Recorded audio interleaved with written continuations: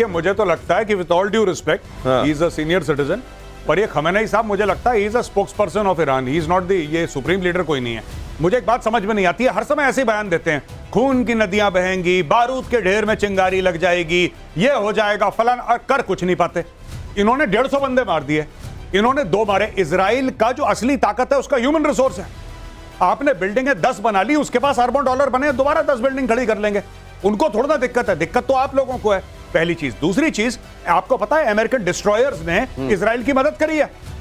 उनके जो ईरान के ड्रोन्स हैं, उनकी बैलिस्टिक मिसाइल्स उनको मार गिराया है। आपको पता है जॉर्डेनियन टाइम्स एक अखबार है, उसकी रिपोर्ट आई है कि जॉर्डन ने भी और यही 2024 में भी करा था, सऊदी अरब ने मारे हैं भाई ईरान के ड्रोन्स, ईरान की बैलिस्टिक मिसाइल जॉर्डन ने मारे हैं। तो फिर ये ईरान और इजराइल का तो मामला रह नहीं गया, बाकी सबकी इन्वॉल्वमेंट है। बाकी तो इन्वॉल्वमेंट है ही डे वन तो फिर अगर ये बाकी इन्वॉल्वमेंट है तो क्या इसे वर्ल्ड वॉर की तरफ जाने वाला सिनेरियो भी समझा जाए? क्या फिर ये असल में blowing out of the proportion हो जाएगा सिचुएशन का? इजराइल से संघर्ष के बीच ईरान ने दिखाए वेपन, ईरान ने अपने अंडरग्राउंड हथियार दिखाए, घातक मिसाइल और ड्रोन की नुमाइश की। इजराइल ने अमेरिका से मांगे बंकर बस्टर बम। ये मुझे लगता है दिखाने की जरूरत तब आपको पड़ती है जब असल में आपके पास करने वाली स्थिति उतनी होती नहीं है। पीके श्रीवास्तव सर, ये यहां पर यही दिखाई दे रहा है। हम इस सिचुएशन से इजराइल को निकलने नहीं देंगे वॉर से, और ये कि बाकी सबकी इन्वॉल्वमेंट है, सिनेरियो क्या है? ये इस तरह की आपने सारी चीजें देखी थी ऑप सिंदूर में भी, कि हम बम मार देंगे, हमने ऐसे नहीं रखा है, हम छोड़ेंगे नहीं, हमारे पास भरे पड़े हैं, कहाँ है पता नहीं चलेंगे। मतलब कई बम मुंह से गिराए जाते हैं। ये वही वाला फेज चल रहा है, डराने और धमकाने का। जब कोई इस तरह से बोल रहा है, इसका मतलब उसके पास असली माल नहीं है। जब असली माल होगा, ये सब नहीं होगा, तब दिखाएंगे असली माल। तो अब ये एक चीज और बता दूं, अभी एक हमारे ग्रुप कैप्टन साहब हैं जो आजकल एयरलाइंस के लिए चलाते हैं जहाज, वो कह रहे थे मैं 40,000 फीट 36,000 फीट पर जा रहा था और मैंने देखा कि जो ये F-35s हैं वो ऐसे घूम रहे हैं ईरान के ऊपर जैसे लगता है कि वो चहलकदमी कर रहे हैं। कोई किसी से डर नहीं है। जैसे गौरव ने बताया कि सारा एयर डिफेंस तो नीचे ही खत्म कर दिया, सुलेमानी को जब पटक के वैसे मार दिया था। तो ये क्या है, आप देखिए, पहले ये लीडरशिप को खत्म करते हैं, फिर जो सेना की लीडरशिप उसको खत्म करते हैं, और तब आते हैं इक्विपमेंट के ऊपर। तो अगली खबर देख लीजिए इसी बात पर। इजराइल के विदेश मंत्री का बहुत बड़ा दावा, अगर नहीं रोके हमले तो जल जाएगा तेहरान। ईरान ने रेड लाइन क्रॉस कर दी है, ईरान को भारी कीमत चुकानी पड़ेगी। इजराइल के रक्षा मंत्री ने कहा ईरान को अब कीमत बड़ी चुकानी पड़ेगी। ये बंकर बस्टर बॉम्ब जो लिए जा रहे हैं या मांगे जा रहे हैं अमेरिका से, एक तो मैं ये समझना चाह रहा हूं कि दूसरे देशों की जो इन्वॉल्वमेंट है वो क्या बता रही है, सिनेरियो ग्रेव हो सकता है क्या आगे, और बंकर बस्टर बॉम्ब क्यों?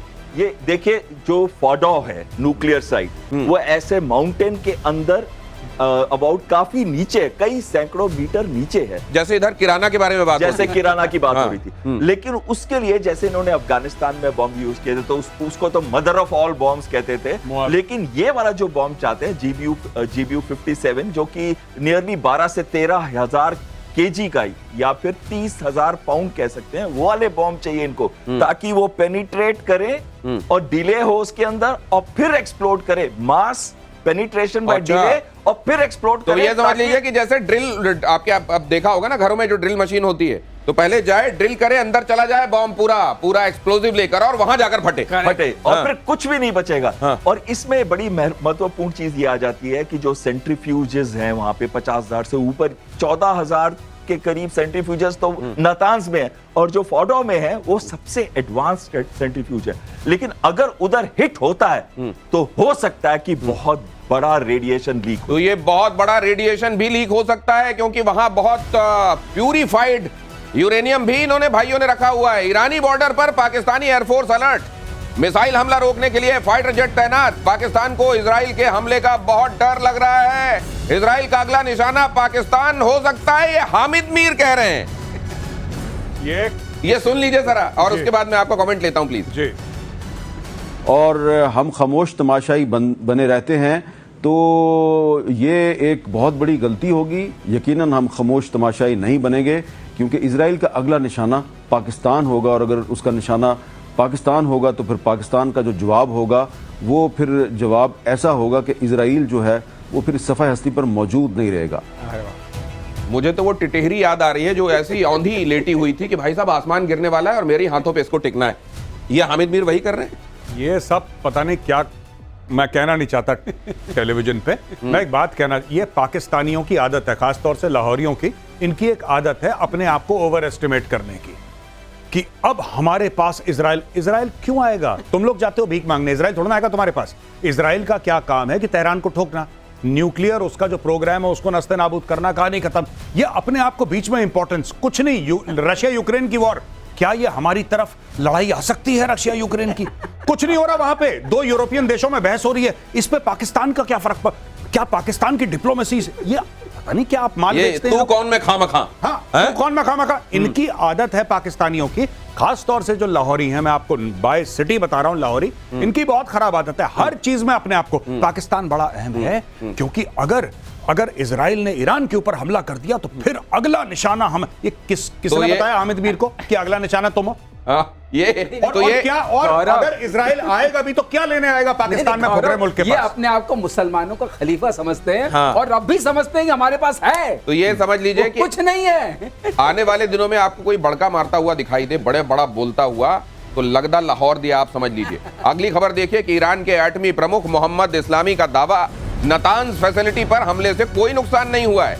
मतलब कह रहे हैं और मारो, हमलों से कोई रेडिएशन लीक नहीं हुआ है, जनता को घबराने की कोई जरूरत नहीं है, परमाणु बम बना कर रहेगा ईरान, ये कह रहे हैं कोई नुकसान नहीं हुआ है।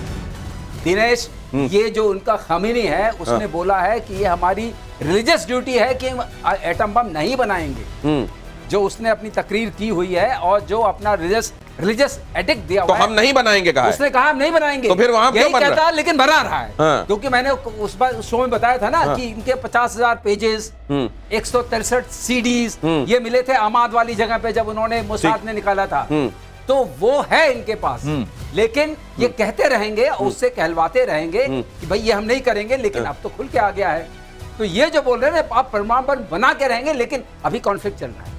नहीं, ये जो आप कह रहे हैं, ये इससे भी बड़ा आप जो कह रहे हैं कि यहाँ तो बड़ा एनरिच्ड यूरेनियम इन्होंने रखा हुआ है और वहां मार दिया तो फिर बड़ी तबाही फैलेगी, इनको ये अंदेशा नहीं है क्या कि हमारा बम हमारे खिलाफ इस्तेमाल हो जाएगा? बिल्कुल। और जब ये यूरेनियम एक्सप्लोड करता है या इसका रेडिएशन लीक होता है, अगर हम उस पे ही रहें तो इसके दो इफेक्ट होते हैं, रेडियो एक्टिव भी है और जो पॉइजन टॉक्सिक मटेरियल बाहर निकलता है, क्योंकि ज्यादातर ये UF6 के मटेरियल होते हैं, यूरेनियम हेक्साफ्लोराइड 6। अगर वो निकलता है तो टॉक्सिटी सब जगह पड़ जाएगी, एनवायरनमेंट तो खराब होगा ही होगा, पानी में पॉल्यूशन आ जाएगा और साथ में ये स्प्रेड करेगा विंड के हिसाब से, हवा के हिसाब से, कहां तक ये स्प्रेड करता है। लेकिन इसमें एक कंटेनमेंट होती है, ये देखना पड़ता है कि कितने सेंट्रीफ्यूज इफेक्ट हुए हैं, उसका स्प्रेड कितना है और क्या उन्होंने कंटेनमेंट मेजर्स लिए हैं कि नहीं। जैसे कि आपको याद होगा अमेरिकन प्लेन्स बोरोन लेके आए थे पाकिस्तान के ऊपर कि शायद वहां पे रेडिएशन लीक हो गया, तो क्या उनके पास वो मटीरियल्स हैं उसको कंटेन करना। ये बड़ी खबर देखिए, ईरान को लेकर इजराइल का बहुत बड़ा दावा, इजराइल की सेना का बयान, ईरान का यूरेनियम मेटल प्रोडक्शन बिल्डिंग तबाह की हमने, इस्फहान में ईरान की परमाणु प्रयोगशाला नष्ट की। तो ये क्लेम और काउंटर क्लेम हो रहे हैं, लेकिन एक चीज साफ दिखाई दे रही है कि फिलहाल ईरान की हालत खराब है। और ये कितने दिनों तक, ये भी कहा गया है, इजराइल कार्ड्स की तरफ से ये बात कही गई है कि if it is not for weeks, at least this is going to be there for days. मतलब कुछ दिनों तक तो ये 3, 4, 5 दिन तो कम से कम एक्सपेक्ट किया जाए। मुझे लगता है ज्यादा होगा, क्योंकि इसमें अब और एक्टर्स भी इसमें शामिल हो जाएंगे। सबसे बड़ी बात यह है कि लोग रुकने की बात कर रहे हैं और इजराइल उनको जवाब तक नहीं दे रहा। पहली चीज, ये जो बंकर बस्टिंग सर ने बताई ना, बिल्कुल ठीक है। ये डायरेक्टली क्यों मांग रहा है? ट्रंप का बहुत बड़ा बयान है। ट्रंप ने ये रिसेंटली बयान दिया है, फ्राइडे को ही ट्रंप का बयान, यानी कल का बयान है ट्रंप का, कि साहब मैं आपको ये बताना चाहता हूं, यानी कि ये बात कर रहा है ईरानियों से, मैं आपको बताना चाहता हूं कि एक और आखिरी मौका है आपके पास। ये सब जो न्यूक्लियर वाला जो तुम्हारा टंटा है उसको खत्म करो, वरना दुनिया के बेहतरीन हथियार अमेरिका बनाता है और उसमें से बहुत ज्यादा हथियार इजराइल के पास हैं। ये उसने सीधी धमकी दे दी है और अमेरिका इस वॉर में ऑलरेडी इन्वॉल्व है। देखिए, ईरान का हलवा बन जाएगा अगर यह मामला आगे निकल गया तो। इजराइल भी ठोकेगा। पहली चीज, America is moving it's aircraft carriers, उनका कैरियर फ्लीट पूरा वहां पे जा रहा है आगे की ओर। नहीं, लेकिन ये क्या, ये ट्रंप जो है जी, ये बड़ा कैलकुलेटेड तरीके से इन्होंने वाकई धोखा देने के लिए ऐसा किया कि ईरान इस गलतफहमी में रहे कि नहीं अभी ट्रंप तो ये नहीं चाह रहे हैं। पहले वो कहते रहे नहीं ये डिलेड होगा, अब मुझे तो नहीं लगता अभी होगा, या वाकई ये नाना करके प्यार तुम्ही से कर बैठे वाला हो गया इनका कि अब इजराइल ने मारी दिया है तो सामने आ जाओ, क्योंकि पहले दिन तो पल्ला झाड़ रहे थे। अरे इनका डिफेंस सेक्रेटरी कहता हमें पता ही नहीं, अटैक के बारे में? ट्रम्प कहता है नहीं नहीं मुझे पता था। तो उसने अपने डिफेंस सेक्रेटरी को अड़ंगी मार दी ट्रम्प ने, क्योंकि भाई अगर क्रेडिट लेना है तो ट्रम्प ही क्रेडिट लेगा। सीज फायर भी ऑपरेशन सिंदूर का ट्रम्प कहता मैं नहीं करवाया, इधर भी ट्रम्प कहता नहीं वो मैं ही था, वो हाथ खड़ा करके उसका डिफेंस सेक्रेटरी कह रहा है नहीं सर हमें इजराइल ने तो हमें बताया नहीं।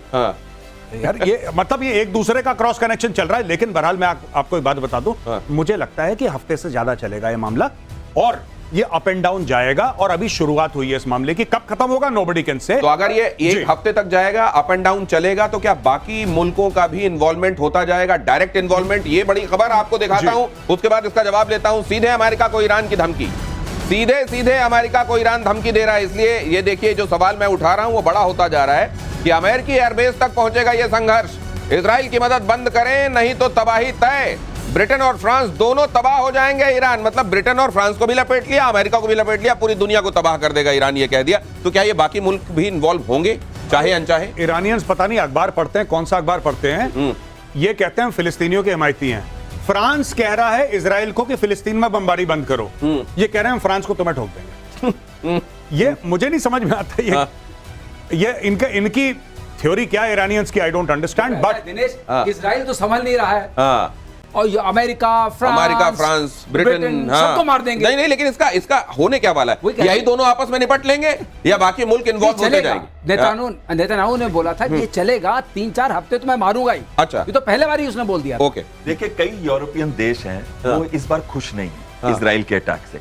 ये अलग बात है कि उसको सपोर्ट करेंगे, वो भी अलग बात है, लेकिन खुश नहीं है। वो नहीं चाहते थे कि युद्ध का स्तर इतना बढ़ जाए, और खासकर ईरान जिसके बेसेस हैं स्ट्रेट्स ऑफ हॉर्मुज के अंदर, आइलैंड्स के ऊपर, आई थिंक 7 में से शायद 4 या 5 के अंदर उनके बेसेस हैं। वहां पे वो पूरा ट्रैफिक अब बंद हो चुका है, एयर स्पेस बंद हो चुकी है। सबसे ज्यादा नुकसान यूरोप को होगा अब से। और ये जो ऑयल का मूवमेंट है, खासकर जैसे अभी आपने देखा ऑयल की कीमतें भी 75 से ऊपर चली गई हैं, तो कहीं ना कहीं ये नुकसान यूरोप को दिख रहा है। वो नहीं चाहते थे, लेकिन अगर कुछ भी हुआ, आगे बढ़ती है बात, तो इजराइल के साथ खड़ा होना पड़ेगा। बिल्कुल।